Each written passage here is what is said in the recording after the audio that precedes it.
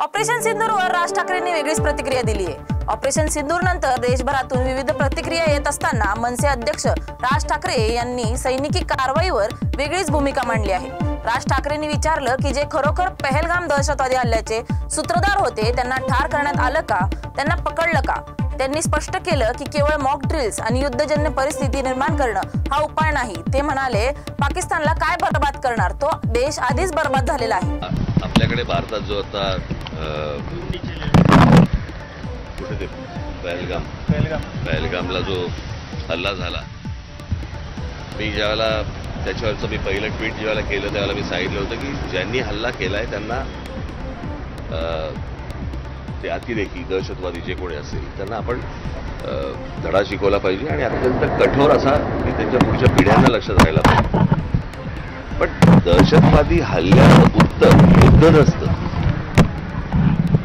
कळलं का? युद्ध हे काय उत्तर नाही। आता जो अमेरिकेमध्ये 2 ट्विन टावर्स पाडले, पेंटागॉनवरती त्यांनी हल्ला केला म्हणून त्यांनी जरा जाऊन युद्ध नाही केलं, त्यांनी ते अतिरेकी ठार मारले। हे तुम्ही दुसऱ्या देशामध्ये युद्ध परिस्थिती आणायची आणि आता ते काय मॉक ड्रिल करायचं आणि मग ते सायरन वाजवणार वगैरे वगैरे, मुळात ही गोष्ट का घडली हे पण आपण लक्षात घेण्यासारखं आहे। मला असं वाटतं की थोडंसं अंतर्मुख होऊन आपण आपला विचार करणं खूप गरजेचं आहे। पाकिस्तानला काय बर्बाद, अगोदरच बर्बाद झालेला देश आहे तो, त्याला काय बर्बाद करणार तुम्ही?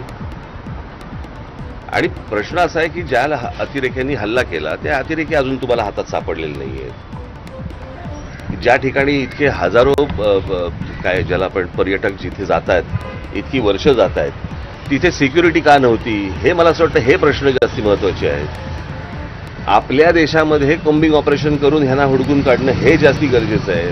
ते एअर स्ट्राईक करून लोकांना काहीतरी वेगळ्या ठिकाणी भरकटवून आणि असं हे काही युद्ध हे काय त्याचा पर्याय नाही होऊ शकत किंवा त्याचं उत्तर नाही होऊ शकत। आणि दुसरी गोष्ट म्हणजे आता कसं झालं या सगळ्या ह्याच्यामध्ये कसं आहे, सरकारच्या चुका ह्या तुम्हाला दाखवल्याच पाहिजे। आज ज्या वेळेला हा प्रकार झाला, तो प्रकार झाल्यानंतर ज्या वेळेला पंतप्रधान ज्या वेळेला सौदी अरेबियामध्ये होते, अर्धवट दौरा सोडला त्यांनी, तो दौरा सोडून ते बिहारला कॅम्पेनला गेले, कळलं का? बिहारला कॅम्पेनला गेले। मला असं वाटतं ते गोष्ट करायची गरज नव्हती। त्याच्यानंतर ते केरळामध्ये जाऊन तिकडे अदानीचं पोर्टचं उद्घाटन केलं, त्याच्यानंतर इकडे काहीतरी फिल्म इंडस्ट्रीसाठी काहीतरी वेवचा कार्यक्रम केला, तिकडे द्याल। इतकी जर गंभीर परिस्थिती आहे तर या गोष्टी टाळता आल्या असत्या आणि त्याच्यानंतर येऊन ते काय मॉक ड्रिल करायचं आणि मग काहीतरी एअर स्ट्राईक करायचं, मला असं वाटतं की हे काही उत्तर नाही या गोष्टींवरचं। जे अतिरेकी आहेत ज्यांनी हा हल्ला केलेला आहे, मला असं वाटतं त्यांना हुडकून काढणं, त्यांचा बंदोबस्त करणं आणि संपूर्ण देशभर मला असं वाटतं की तुम्ही हे मॉक ड्रिल करण्यापेक्षा कॉम्बिंग ऑपरेशन्स करा जिकडे जिकडे तुम्हाला माहिती आहेत। आज आपल्या देशामधलं पोलीस दल आणि या सगळ्या लोकांना, खास करून मुंबई महाराष्ट्रामधल्या पोलीस दलाचं तर मी त्यांची प्रशंसाच करेन की त्यांना सगळ्या गोष्टी माहिती आहेत, कुठे कोणत्या गोष्टी चालू आहेत आणि कुठे काय चालू आहे, कळलं का?